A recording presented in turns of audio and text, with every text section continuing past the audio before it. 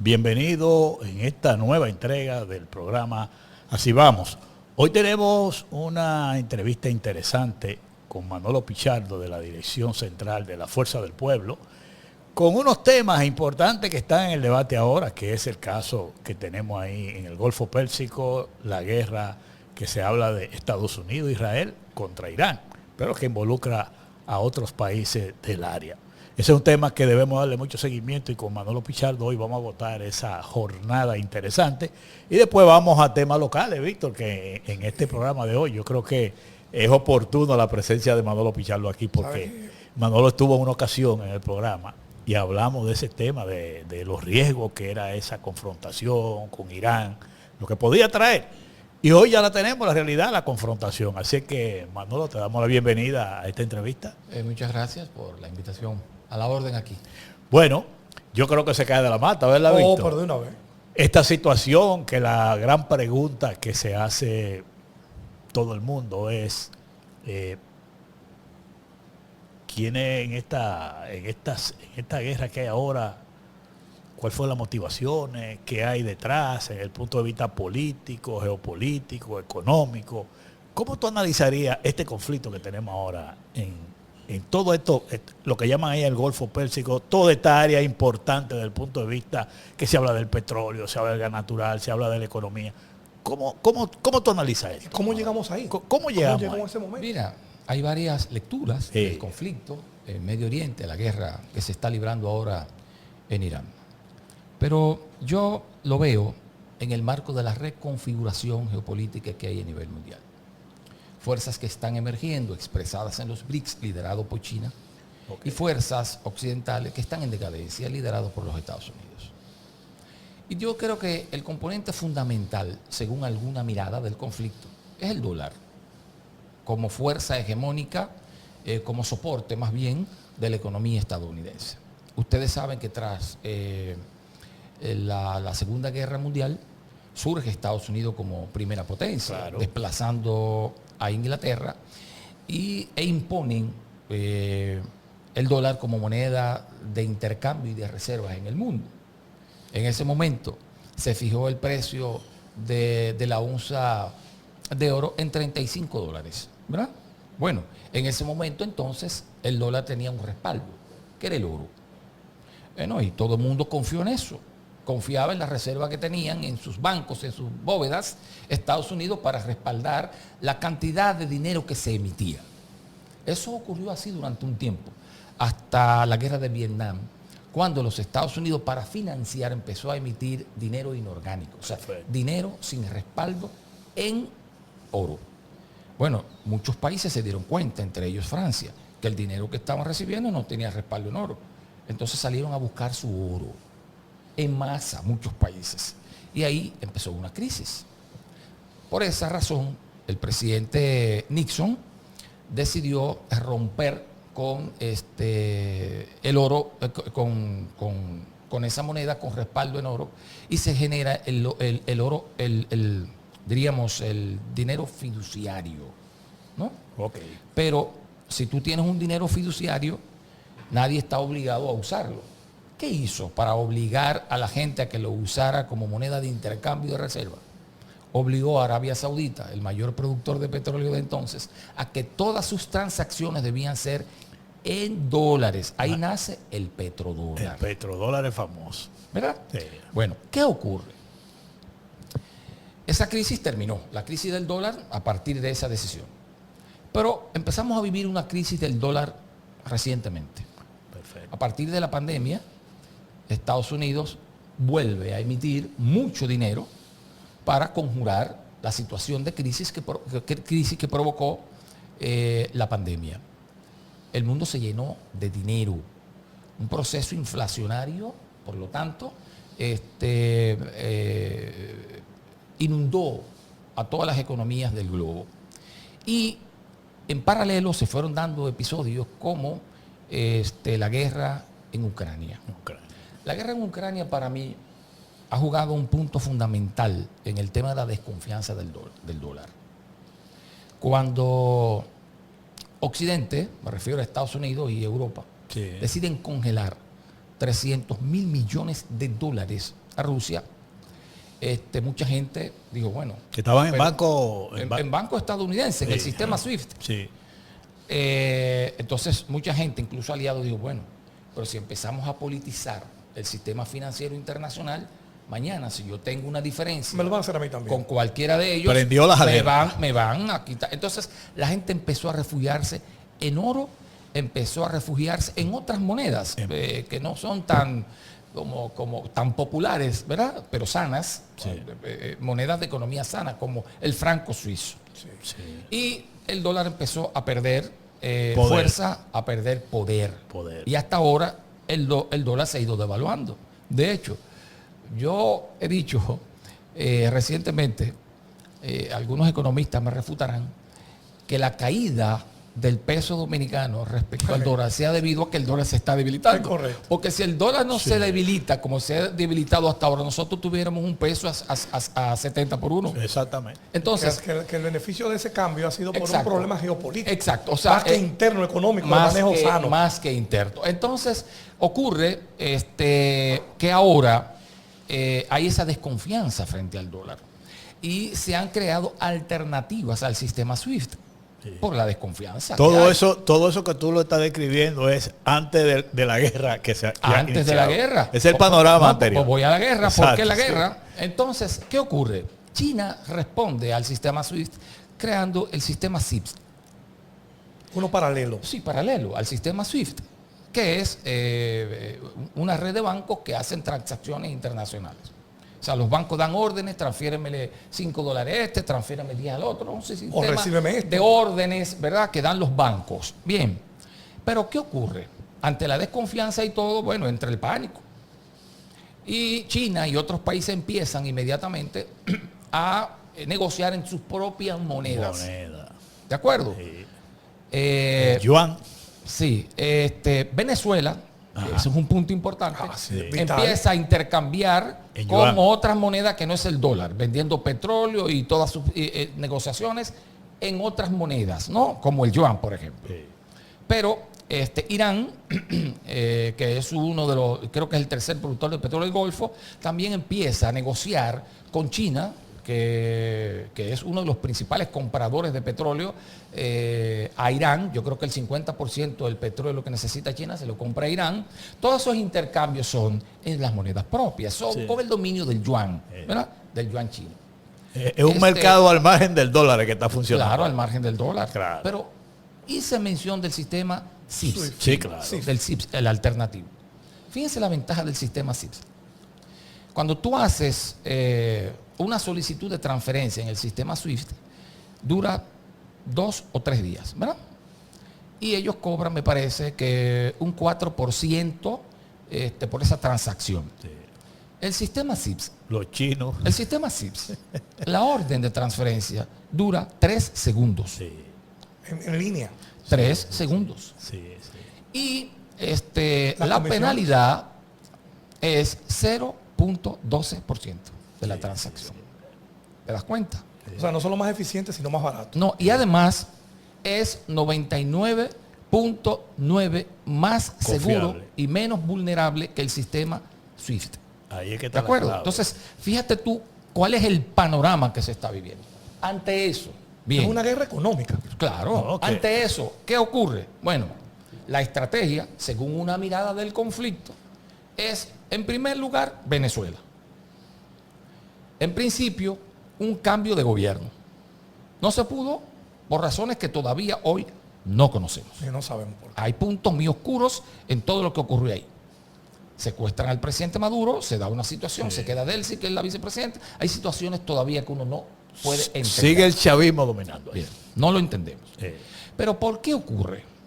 Bueno, porque estamos hablando de un país que tiene la mayor reserva de petróleo del mundo, aunque es un petróleo muy pesado y por lo tanto es muy costoso procesar. Hay que trabajarlo. Entonces, déjame cerrarle el grifo y aquí quiero decir algo que es el centro de este análisis. El objetivo de todo esto no es Irán, es China. Sí, claro. Bueno. Entonces, ese es el punto principal. Hacia ahí que va el tema. Le cierro la puerta a China sea, primero controlo, no le cierro la puerta, no. Controlo Venezuela, Sí. ¿verdad? Controlo el petróleo venezolano. Sí. Entonces me voy a Irán. Cambio el gobierno iraní, ¿verdad? Que es parte de los BRICS. Y por lo tanto parte de la iniciativa La Franja y la Ruta, que algunos le llaman la nueva ruta de la seda, que es un corredor económico en donde hay un banco de inversión, donde hay inversiones en infraestructura, es de todo. Incluso eso de la Franja y la Ruta ha transformado en términos de infraestructura a muchos países de África. Completos. ¿De acuerdo? Sí. Entonces, bueno, aquí hay un problema. Occidente está perdiendo mercados. Y Estados Unidos, que es el líder de Occidente, está perdiendo mercados. Sí. La economía estadounidense se ha convertido en una economía de servicios. En Estados Unidos prácticamente no se produce nada. Entonces hay un círculo vicioso que consiste en lo siguiente. Yo compro todo, se lo compro a China, pero como yo no genero dinero suficiente, porque yo no produzco, y como yo no produzco, no genero dinero.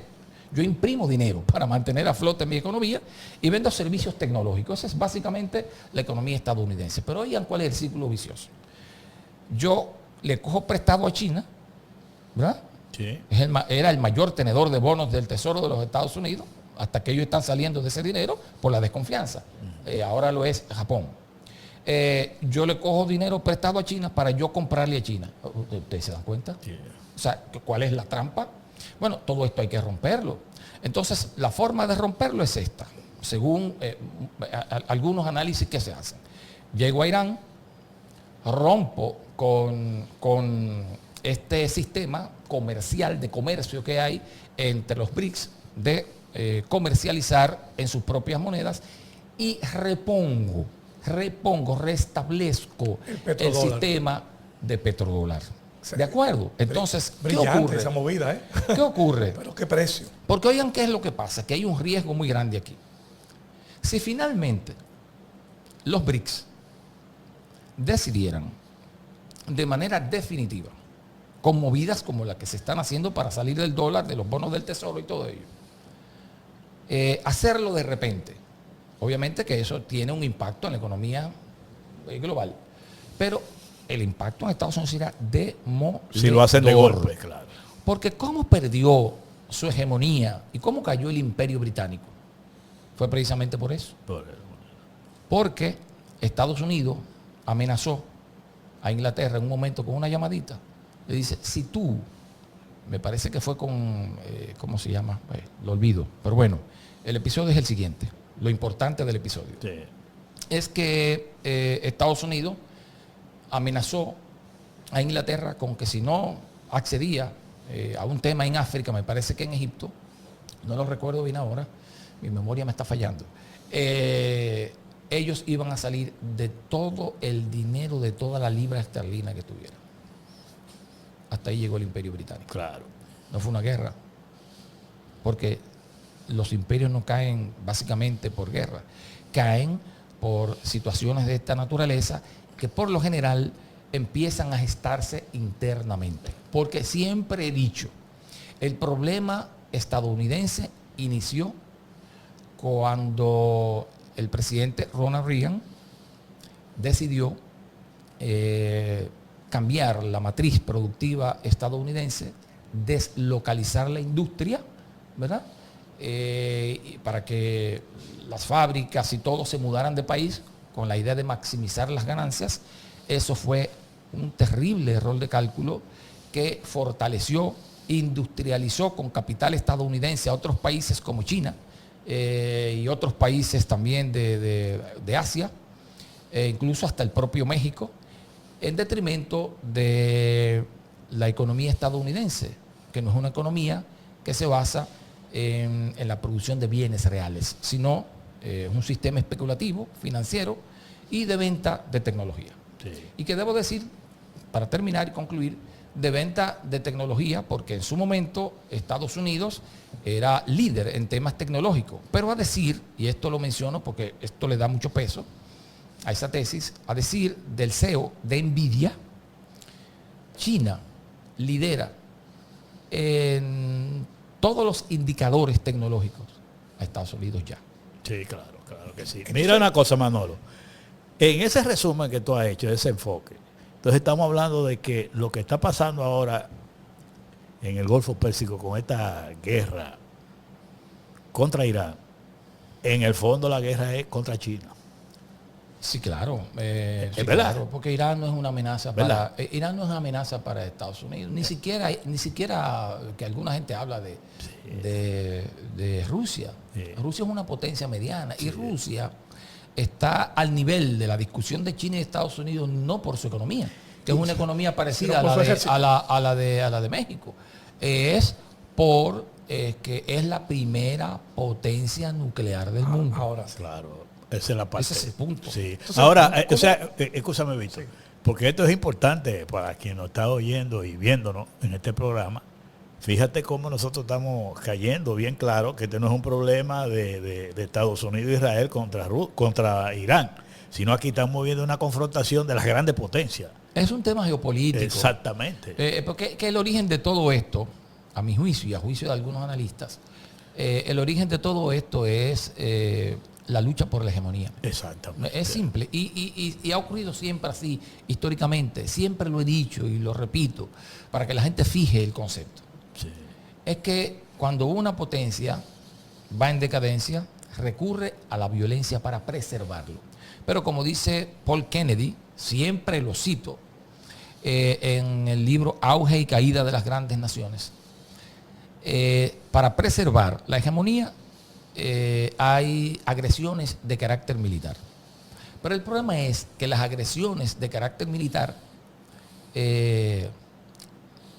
requiere de inversión económica. Claro. Y entonces, ¿qué ocurre? El debilitamiento de una potencia se da por la vía económica. Entonces, cuando tú recurres al recurso militar, tú tienes que buscar dinero, tienes que buscar recursos, te endeudas. Y entonces eso acelera el declive económico y como consecuencia del declive económico, el declive en términos de influencia y de poder a nivel global. Hace unos días vi una declaración suya en la prensa respecto a que República Dominicana podría sufrir un shock petrolero. Cuando usted dio esa declaración, todo el mundo sabe que un shock, una embolia, un problema petrolero. Pero ¿no cree usted que si entonces el dólar el peso dominicano se ha ido fortaleciendo? Y Más bien se ha ido debilitando el dólar. Vamos, Para decirlo entenderlo como bien, es. ¿verdad? vamos a decir que el vaso medio vacío, ¿verdad? ¿No cree usted entonces que eso también se podría compensar en la factura petrolera? Porque si no es cierto, el petróleo ha ido subiendo, creo que ya subió 4 o 5 dólares el barril en apenas 5 días, una semana. ¿No cree usted entonces que ese fortalecimiento, entre comillas, del peso y debilitamiento del dólar no compensaría ese shock petrolero cuando vayamos a pagarlo? Porque vamos a tener que buscar menos dólares en función de la cantidad de pesos que nosotros va a ser más fuerte. Lo que pasa es que tampoco creo que la desvalorización del dólar vaya al ritmo de la crisis que se pudiera presentar. Ok. Porque o sea, que podrían soltarse los caballos. Óyame bien. Salir corriendo el petróleo. Algunos analistas económicos de mucho prestigio dicen que dependiendo de la escalada, el dólar pudiera colocarse entre 200 hasta 300 el barril. El petróleo. El petróleo, perdón, el barril del petróleo. Muchos países. Estamos hablando de economistas de mucho prestigio, Sí. ¿verdad? Dependiendo de la escalada. Hay, por suerte, la mañana de hoy he visto una información en los medios de comunicación, que quiero referirme a los medios de comunicación también, diciendo de que Irán ha dicho que no ha cerrado el estrecho de Hormuz. Eso es un alivio para los mercados, pero esto puede también ser coyuntural, porque esto es muy dinámico y mientras ocurre una cosa ahora, mañana ocurre otra.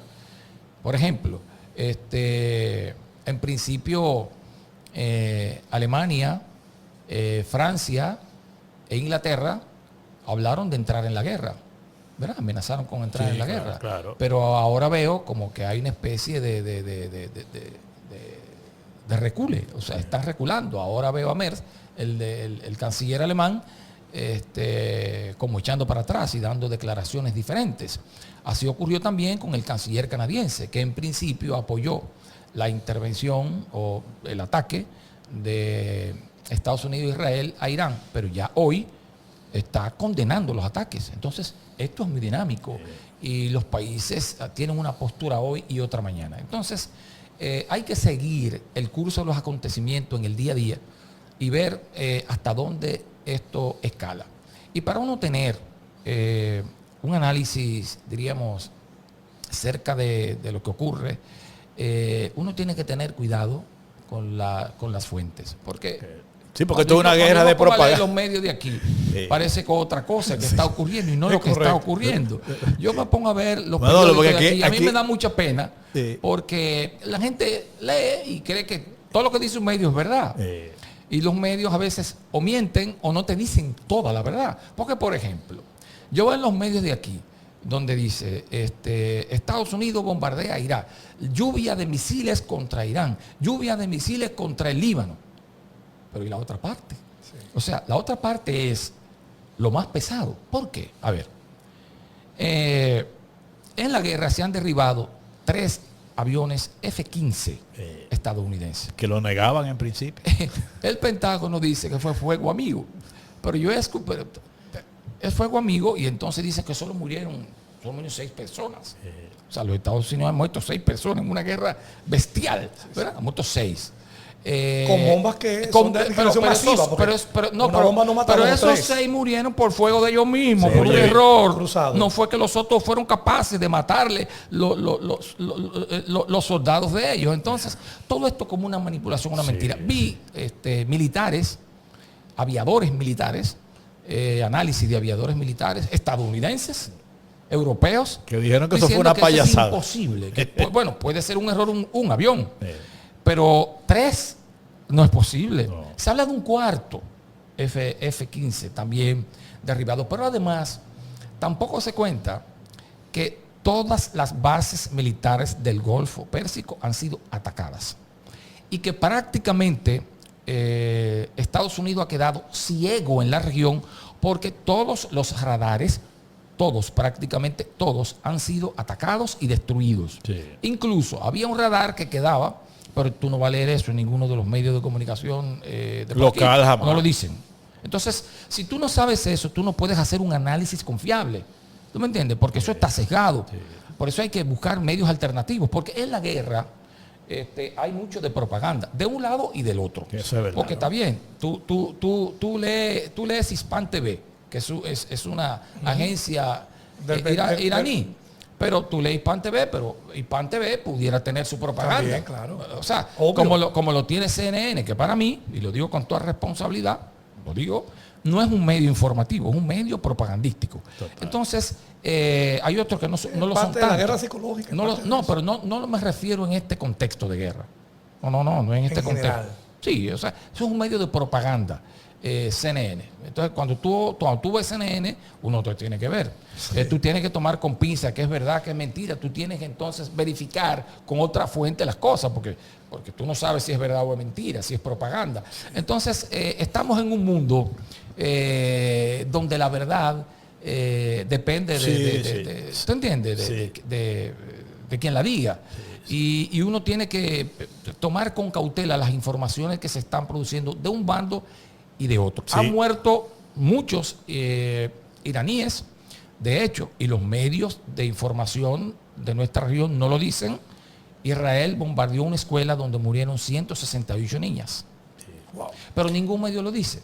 Si hubiese sido al revés, que es Irán que bombardea una escuela en Oriente Medio, en cualquier lugar. Los apellidos de la gente. No, eso fuera primeras planas diarias, porque lo hacen hasta refritos.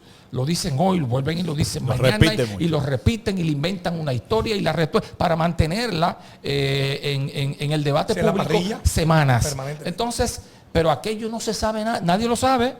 Aquí nadie sabe que una bomba de Israel cayó no solo una, cayó en una escuela donde murieron 168 niñas. Sí. Pero tampoco se sabe en Occidente que además se lanzó una bomba en un club deportivo donde habían mujeres jugando baloncesto.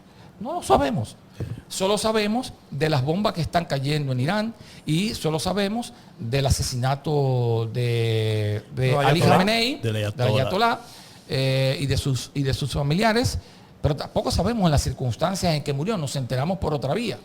El tema es, según dicen algunos analistas, que él se negó a abandonar su casa y su oficina de trabajo. Dicen que fue un martirologio expreso. Claro, eso fue, dicen algunos, premeditado por la cultura chiita. Sí. O sea, el martirio para la cultura chiita es una forma de combate. Una filosofía. Una forma de combate. Sí.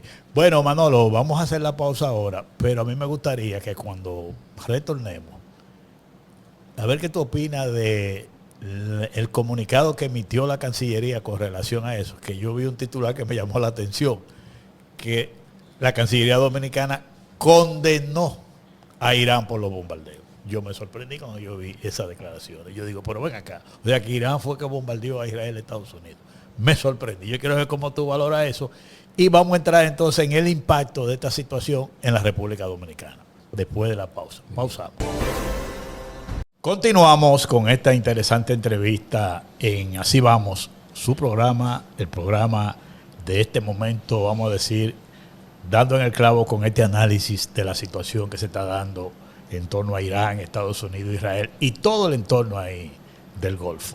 Yo creo que esta parte de la entrevista que dejamos anteriormente, es importante que Manolo la responda de una manera bien práctica, porque los dominicanos ahora tenemos la atención en cómo eso va a afectar a la República Dominicana, sobre todo al pueblo dominicano, y teniendo una administración como la actual, hasta donde tendrá esta la administración actual del gobierno de Luis Abinader, la capacidad para manejar una situación como la que tenemos, que es importante que Manolo, conocedor de este tema, pueda enfocarnos qué tiempo puede durar esto.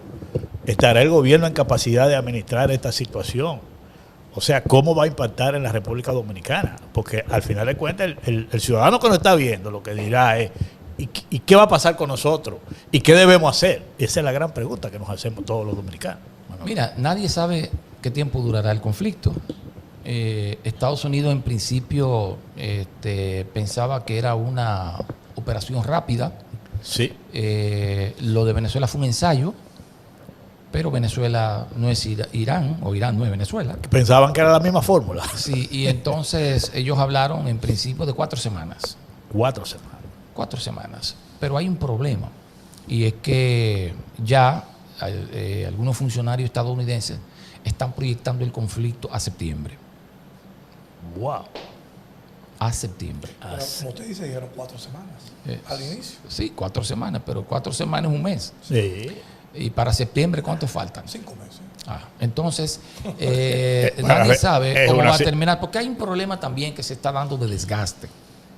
Por ejemplo, yo quiero aclarar que mi análisis parte de datos, de hechos. De información. De informaciones que le llegan a uno. No estoy parcializado, porque no lo puedo estar, ni es mi interés.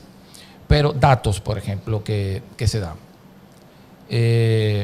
Las fuerzas o la estructura antimisiles de Israel y Estados Unidos prácticamente se le está agotando ya la materia prima. Y es una materia prima bastante costosa, porque cada uno de esos misiles cuesta más de $1 millón. Sí, claro. Y apuntan a armas de plástico que fabrica Irán, que le cuestan centavos. Un dron, diríamos de alta tecnología, le sale, según algunos expertos, le sale a Irán por $50,000. Imagínate tú. Pero la mayor tecnología en dron en este momento de guerra lo fabrica Irán. No, Irán. Incluso la tecnología de dron que está usando y los drones que usa Rusia en Ucrania son fabricados o tecnología iraní. Sí. Entonces, pero son baratos y efectivos. Porque, a ver, ¿con qué es que han logrado penetrar los radares estadounidenses en el Golfo Pérsico? Es con drones. ¿Cómo ha respondido tratando de destruir los drones Israel y Estados Unidos? Con misiles costosísimos, de más de $1 millón. Con drones que cuestan $50,000. Entonces, hay un costo alto para los Estados Unidos. Tú tienes que calcular los sistemas antimisiles, el gasto que hay ahí, de millones. Cada vez que sale uno son millones. Tú tienes que calcular cuánto sale diario, salen millones diarios, me parece que $1.500.000 sale mantener los buques, los portaaviones operando en alta mar. Tú tienes que calcular cuánto cuestan los aviones, cuánto cuesta mantener en términos logísticos todo ese personal, en fin, es mucho dinero de gente que se está trasladando a otro territorio, mientras los iraníes están en su propio territorio.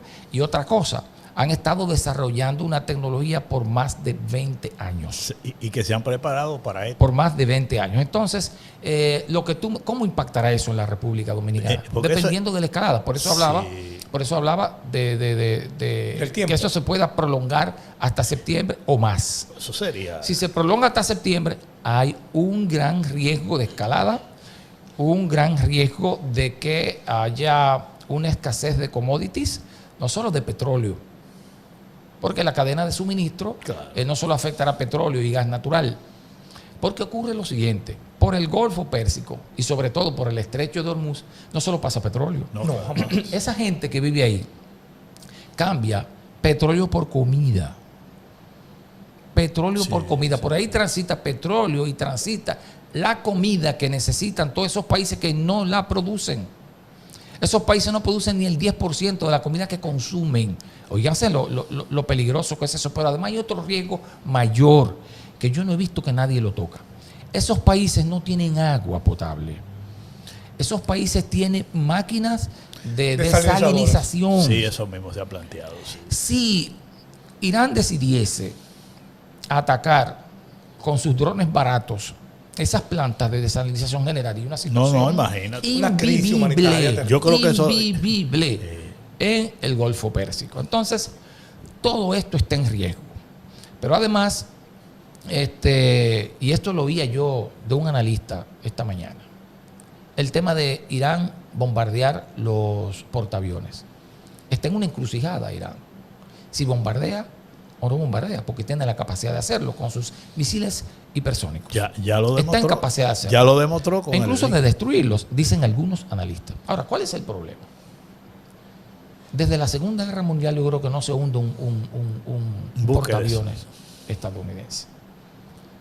Si se atreve Irán a hundir un portaaviones, es el símbolo de poder de los Estados Unidos.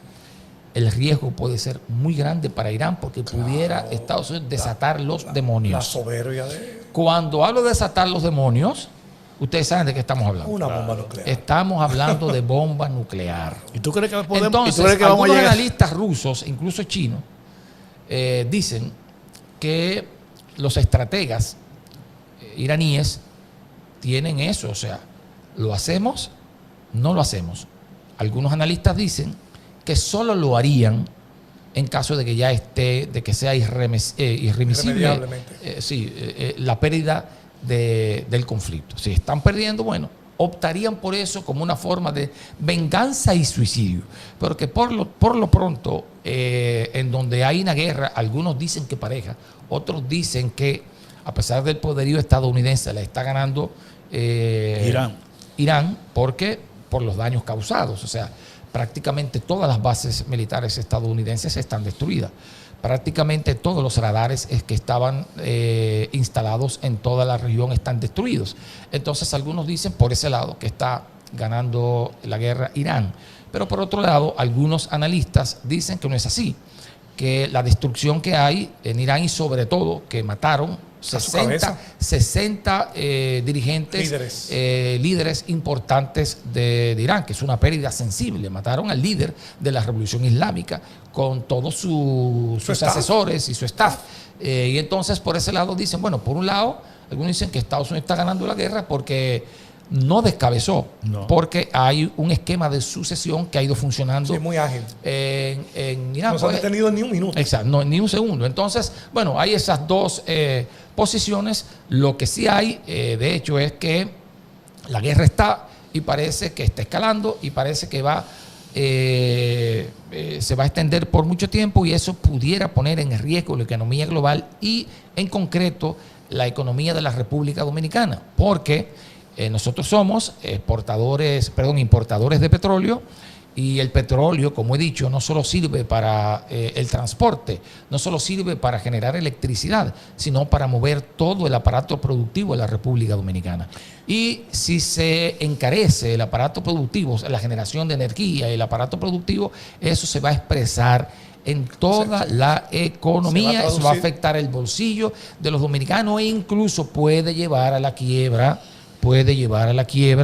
a empresas que son susceptibles a todos estos problemas que se dan a nivel externo. Y entonces ahí que yo te digo, Manolo, en una situación que se proyecta de esta magnitud, nosotros en manos de una administración como esta, ¿qué esperanza tenemos los dominicanos? Bueno, en manos de un gobierno que no sabe ni hacia dónde va, llegó al gobierno sin un plan concreto. Yo siempre he dicho que en principio los 2 primeros años uno le daba el beneficio que tienen los que llegan al gobierno. Son inexpertos, hay un proceso de aprendizaje, pero tienen 6 años y no han aprendido. Todo en el país se ha deteriorado, absolutamente todo. Han tenido un manejo torpe de la economía. Aquí todos los organismos financieros internacionales, incluso el propio Banco Central de la República Dominicana, hizo una proyección de crecimiento este año de entre un 4.5% del año pasado y un 5%, y hubo una contracción económica y apenas crecimos un 2.1%. O sea que falló también. Claro, yo siempre digo que nosotros liderábamos la economía de toda la región. Incluso nosotros tenemos, con algunas interrupciones, más de 50 años liderando el crecimiento de toda América Latina, la República Dominicana. Sin embargo, este año pasado, nosotros liderábamos, por ejemplo, los países de la región SICA en crecimiento. Somos el país de menor crecimiento de toda la región. Hemos crecido por debajo de Nicaragua, hemos crecido por debajo de El Salvador, eso hemos ahora, crecido por debajo con de Honduras, relación al 25. hemos crecido por debajo de Panamá. Pero cuando te vas al tema de la inflación, aunque aquí el gobierno dice que estamos en el rango meta de inflación, la inflación de la República Dominicana por el orden del 5% es mayor que toda la inflación de toda la región. Aquí yo creo que la mayor inflación me parece que fue, quizás me equivoque, en Honduras, que fue de 3%. El resto fue por debajo de ahí. O sea que hasta en el tema inflación, fuimos lo de mayor inflación. En el tema de crecimiento, el que menos creció. O sea, todos los indicadores económicos muestran que nosotros, que este gobierno más bien, es un gobierno incompetente. Pero si nos vamos al tema de los servicios, deterioro en todo. Sí. En todo. Empezaron a construir la segunda línea del metro de Santo Domingo, o sea, la extensión de la línea 2, que le llaman la línea 12, y es un desastre total. Yo siempre he dicho, cuando uno ve la estructura, cuando uno pasa de ahí, que se parece al monstruo que creó el doctor Frankenstein. O sea, un tramo de una forma, otro tramo de otra forma, porque democratizaron la obra y le dieron... Ellos dicen entonces un ingeniero hizo una cosa, otro ingeniero hizo otra cosa, y no hubo una consistencia técnica en la construcción del viaducto ni urbanística. Entonces es todo un desastre. Un desastre que incluso algunos ingenieros estructuralistas de la República Dominicana, expertos en todo este tema, han dicho que eso pone en riesgo hasta la vida de las personas.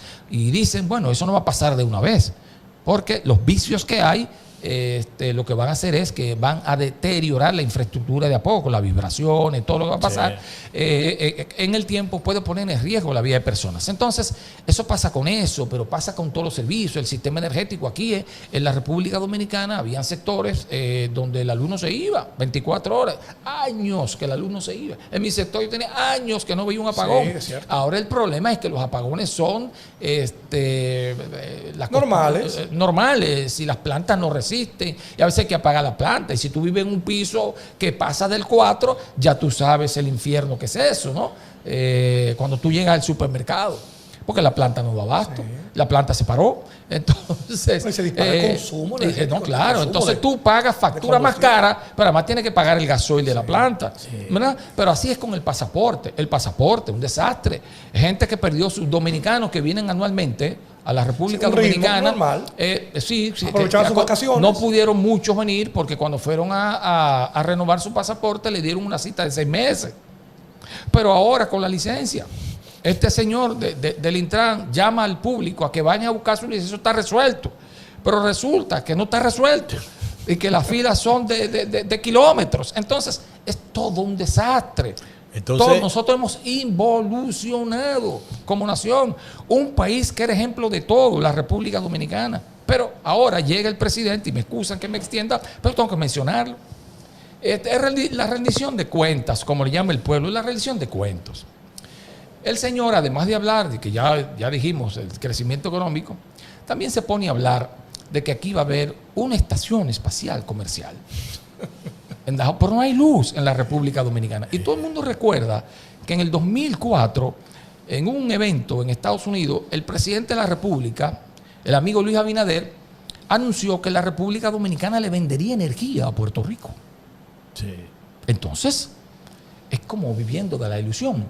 Me parece que el gobierno está en un delirio permanente.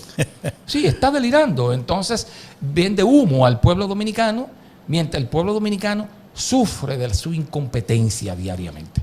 Esa es la realidad. Porque fíjate, Manolo, cuando tú describes lo de la gestión actual, estamos hablando de un gobierno, como tú has señalado, primero con mucho dinero, con préstamos, con mucho de todo. Y tú explicas esa falta de capacidad, esos niveles de ineficiencia. Y en medio de esta crisis, a eso es que nos vamos a enfrentar con esta administración, que yo digo, y sobre todo un gobierno que estamos prácticamente en el año 26 para el 27, que entra el proselitismo político, o sea, como una coyuntura difícil para nosotros nos espera. ¿Tú sabes qué es lo que pasa? Que yo te voy a decir lo siguiente, ese conflicto en el Golfo, la gente tiene la esperanza de como que se produzca un diálogo. Yo no sé si eso pudiera ayudar, que hay una reunión pendiente de Donald Trump con el presidente chino para abril. Quizá eso es parte de la antesala. Los iraníes ahora no quieren diálogo. Es que Irán no quiere diálogo. No van a entrar. Mira qué es lo que pasa. Pero los chinos pueden llevar a eso. El único interlocutor válido ahí son los chinos. China y Rusia. China y Rusia. Incluso Rusia tiene un acuerdo con Irán. Pero lo que yo quiero decir es que la esperanza de nosotros es como que se produzca eso. Claro, porque como dice Manolo, Manolo está diciendo que si el objetivo es China y Trump se pone de acuerdo con ellos, sueltan Irán y nos salvamos. Sí, porque, oye, ahí depende entonces de la buena de Trump. Lamentable, o sea, tú puedes encontrar, Manolo, mira cómo es. Tú puedes encontrar a un Donald Trump entrampado en esta situación. ¿Cómo salir? A él lo puede salvar de China y Rusia, que pueda producir un entendimiento ahí, un alto al fuego. Mira, yo no quiero que se vea como arrogancia lo que voy a decir. ¿Qué tú crees? No quiero que se vea, y yo me quiero disculpar con el público, no es arrogancia. Ajá. Pero lo que pasa es que el gobierno dominicano está en manos de ineptos. Mira, en materia de política exterior es un desastre. Siempre lo he dicho y lo voy a repetir todo el tiempo. No tenemos una política exterior propia. Comparto plenamente eso. No hay rostro propio en la política exterior de la República Dominicana. Comparto plenamente. Nosotros andamos esperando el dictado para definir nuestra política. O sea que la política exterior de la República Dominicana no está atada a los intereses de nuestro país. Claro. Está atada a intereses ajenos.